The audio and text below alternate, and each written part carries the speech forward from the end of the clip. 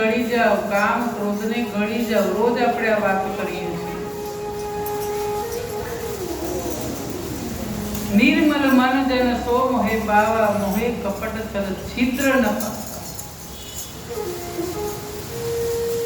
કપટ અને કપટને મારે સદાય 12મો ચંદ્રમાં છે. પ્રભુ કહે છે છળ અને કૂડ કપટ હોય તે હું સપને પણ ડોકાવતો નથી.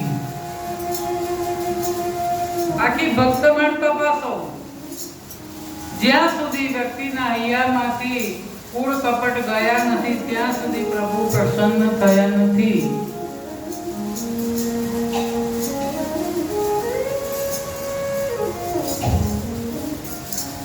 કાલે આપણે જોયું ને કે પેલા ચાંગદેવ બહુ જ્ઞાની હતા, બહુ સિદ્ધિ હતી એમની પાસે, તો એમનામાં અભિમાન હતું.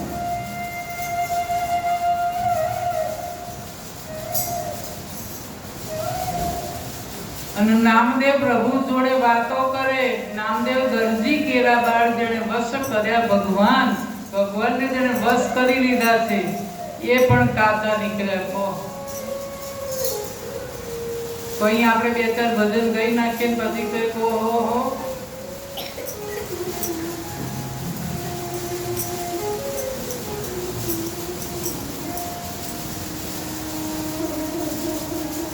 નિર્મળ વૃત્તિમાં હૈયામાં સદા ઈશ્વરનો આવાસ છે. કે ભોળા હૈયામાં હરિનો વાસ, હૈયા ચોખા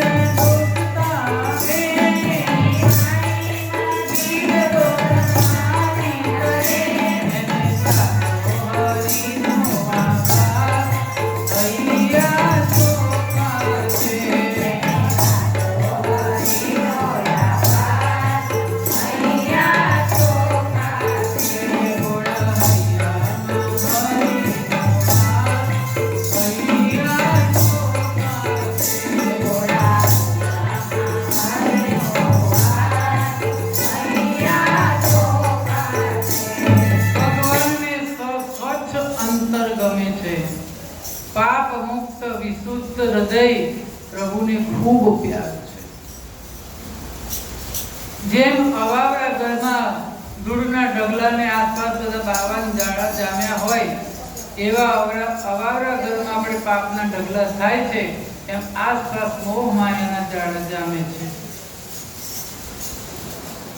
ઘરમાં જેમ જાડા બાંધી જાય ને એમ આપણા શરીરમાં પણ આવા મોહ માયાના જાડા બાંધેલા છે, અને એ જાડાને સાફ કરવા જોઈએ સત્સંગના જાળોથી.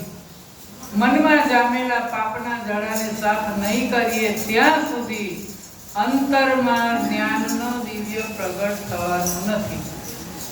જગ્યા હોય તો ને અંદર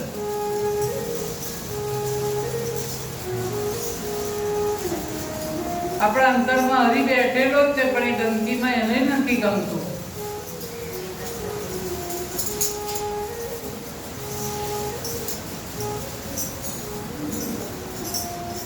એક વખત જાડા સાફ કરવા ને મેલ ધોવા ગંગામાં નાયા, એવું નહીં, ચિત્તની વૃત્તિ નહીં.